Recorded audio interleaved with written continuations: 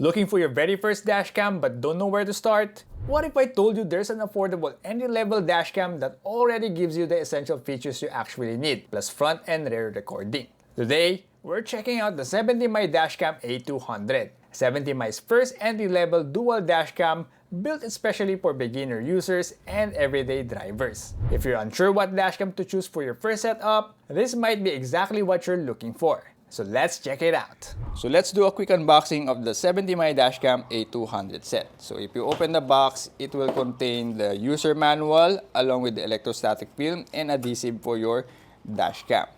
And of course, for dual channel recording, you'll have your front and rear dashcam. So for the front dashcam, it has a 2-inch screen and buttons right below it. So button for turning on and off the audio recording, emergency recording, gallery, and settings, and power button right here.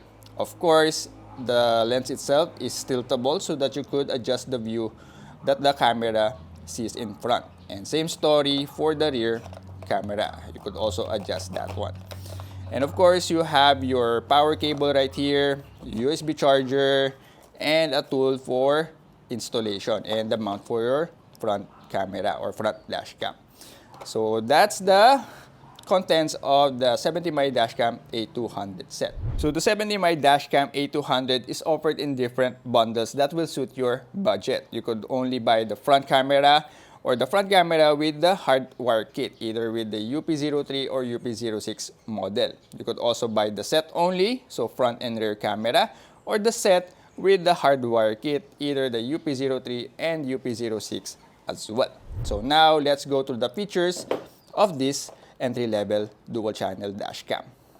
One of the biggest highlights of the 70mm Dashcam A200 is the dual-channel recording capability. This dual-cam setup gives you simultaneous front and rear coverage, providing all-around protection, better incident documentation, and more convincing visual evidence when needed. For an entry-level dashcam, having this feature already is a huge plus. The A200 is equipped with hardware-level HDR, enhanced by 70my's MaiColor Vivid Plus solution. So what does that mean in real life? It helps preserve details in bright highlights, dark shadows, and high contrast situations. So whether you're entering tunnels, driving at sunset, or dealing with uneven lighting, footage stays smooth, balanced, and more vivid. On top of that, it's powered by 70my Night Owl Vision, which improves night clarity, denoising, and fine detail retention. Exactly what you want for nighttime driving.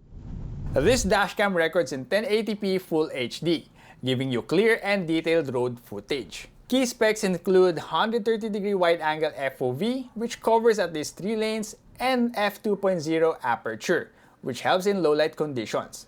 This combination helps capture important details like license plates, road signs, and surrounding traffic.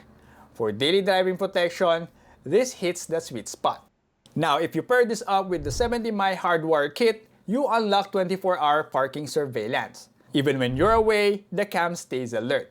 If it detects sudden shakes or collisions while parked, it will automatically start recording, capture the incident, and notify you with an alert sound when you return. The A200 also supports time-lapse recording when equipped with the Hardwire kit. It will record continuously at 1 FPS and will compress 30 minutes footage into 1 minute, which saves significant memory space and makes reviewing footage much faster. Perfect for long parking situations. This dashcam also has emergency recording, so when it detected a strong collision or you press the emergency recording button on the dashcam, it will lock that footage so that it won't be deleted and you'll have a solid evidence. And lastly, like any other 70my dashcam, it also has app connectivity where you could review and download your footages and also manage the settings of the dashcam. And now a quick dashcam installation guide. First, install the SD card and the mounting plate of the dashcam. Then temporarily connect the power cable to the front dashcam and find a good spot on your windshield. I would highly recommend that you download the app and connect it to the dashcam so that you'll have a better view of what the dashcam sees, so that you could properly position the dashcam. Once you found the spot, stick the electrostatic film on the windshield and then the dashcam itself onto the electrostatic film. Then connect the cables into the front dashcam and properly route them to the rear camera and to the USB charger by tucking them underneath your headliner and other interior trim pieces. Once you have routed the rear camera cable, install the rear camera the same way we did with the front camera. So if you want to utilize the parking surveillance of the Dashcam A200, here's a quick installation guide for the Hardwire kit. So obviously the Type-C goes into your front camera or front dashcam, the A200, and then the black cable, you should tap this to a grounding point. The yellow cable, you should tap this to a wire or fuse that has power only when the vehicle is turned on. And the red cable, you should tap this to a wire or fuse that has power even if the vehicle is turned off. And that's pretty much it for this quick installation guide.